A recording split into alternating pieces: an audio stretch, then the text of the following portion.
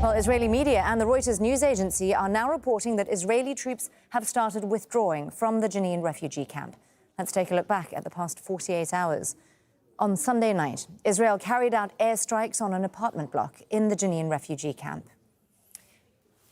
By Monday morning, the Palestinian Health Ministry said that 8 people had died in Israeli raids overnight. That afternoon, city officials said that water and electricity had been cut off. And then, as night fell, thousands of residents were seen there fleeing their homes. Later, Israeli forces fired tear gas on a public hospital where dozens of families were seeking refuge. By late Tuesday, the death toll in Jenin had risen to 11. Well, let's speak to our correspondent, Alan Fisher. He's in Jenin. Alan, when we last spoke, the fighting was pretty intense. We could see the plumes of smoke, hear the gunfire. There's been a lot of movement since. We're still hearing the odd explosion, and certainly in the air you can smell tear gas that has been fired. There was a fire on the hill. You can just see way in the distance the kind of embers of it.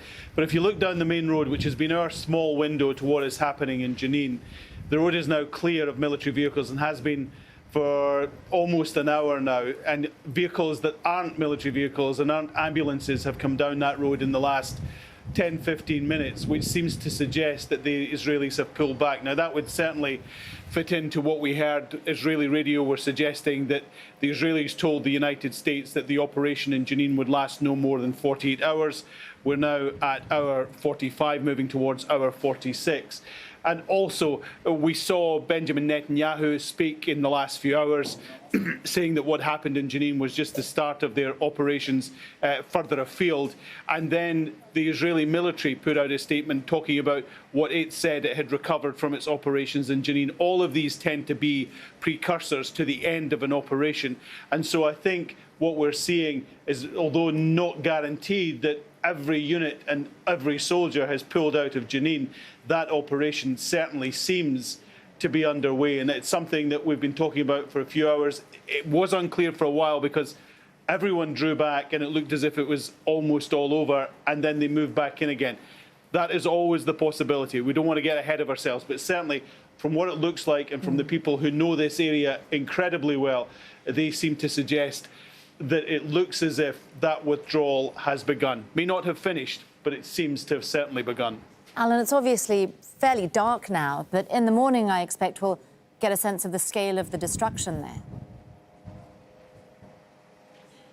I think it'll be towards the morning, and I suspect that people will be reluctant to move back into the area simply because, one, it's dark and there's no electricity in the camp, and two, it's getting late, so that is an issue. And 3, they're not entirely sure that the Israelis have all gone.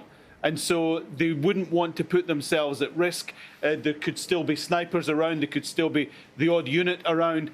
No one would want to make that mistake in the dark. And so I suspect that most people who are, and there's more than 3,000 people have left Jenin refugee camp in the last 48 hours, they will wait until the morning before going to see the damage in the home, because, to be honest, at this time of night, there's not a great deal they can do other than just make sure that their home is there. And I suspect that it'll be, come the morning, many people will want to know that, yes, the Israelis have definitely gone, and 2, that it's safe for them to go back. They've been through an awful lot in the last 48 hours. The last thing they want to do is to create a fatal mistake in what seems like the last few hours of this assault. Speaking of which, Alan, I can hear the sirens there just behind you. We've been speaking about how medical access was restricted to people in the camp, including those who had sustained some pretty serious injuries. Do we have a sense of the casualties yet in terms of what's happened over the last 48 hours, or will that also have to wait for morning? Again, that will be an assessment that will be made by the International Red Crescent, the local Red Crescent Association, and also Doctors Without Borders groups that have been saying that they haven't been able to get easy access to the camp, that there may still be people trapped in the centre of the camp where the worst of the fighting was, where they were restricted by the Israeli army from approaching, and it was difficult for people who were injured and wounded to get out. So at the moment we know that there's still 11 people who have died. We know that more than 100 people were wounded, that 20 of them are in critical condition. In fact, there was news just a couple of hours ago that one of those in critical condition had actually died. That took the death toll here to 11 after he had been shot in the head during the operation. I think we're just, is there an update? Just give me 1 second here. We're just getting an update as we're monitoring local media as well. So if you just bear with me a second. So just as we were talking about the whole safety issue, we've just received a call from locals who are in there, and they're suggesting that there are still snipers. They can still hear and see snipers in the camp. So that would make it, people would be very reluctant to head back into the camp at this stage when it's still dark, and they essentially don't know what they're walking into. Of course. And Alan, we've been seeing some pretty terrifying video of the experiences of some of the civilians, the residents there of Jenin over the course of the last 48 hours. Can you talk us through some of the experiences that you've been hearing about? Yeah, if you can bear with me just 1 second, we're getting another update, so this is all pretty fluid. They targeted the cemetery, they attacked the cemetery right now. There's been we're just hearing that there has been a targeted strike close to or actually on the cemetery, and that has happened pretty recently. So while we're aware that there are fewer Israeli soldiers here that we can see in our small window, the operation to a degree is still continuing. So this hasn't been a full and complete withdrawal. So that is still ongoing at the moment. And we're speaking to people even as we're on air here. Sorry, I've completely forgotten the question you asked. Alan, I was asking you about the experiences that people have been living through over the last couple of days. We were talking earlier and watching some of the really terrifying videos, especially the women and children, the experiences that they've been going through.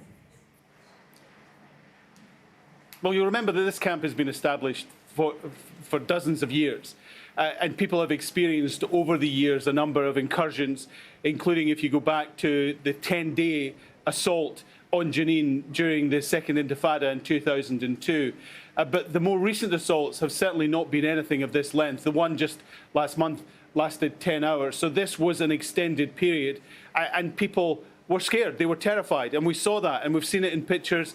And of course, we now have a better insight into these things because of user-generated content, of people who will post it to social media, and we get a much better insight into the difficulties that people have had during these operations. And obviously, with the Israelis telling the Americans that this operation will be done in 48 hours, the impact, the consequences of what has happened here over 48 hours will be felt for much longer than that. You're talking not just months, but perhaps even years. Alan Fisher there with all the latest for us on the ground in Jenin. Thank you so much, Alan.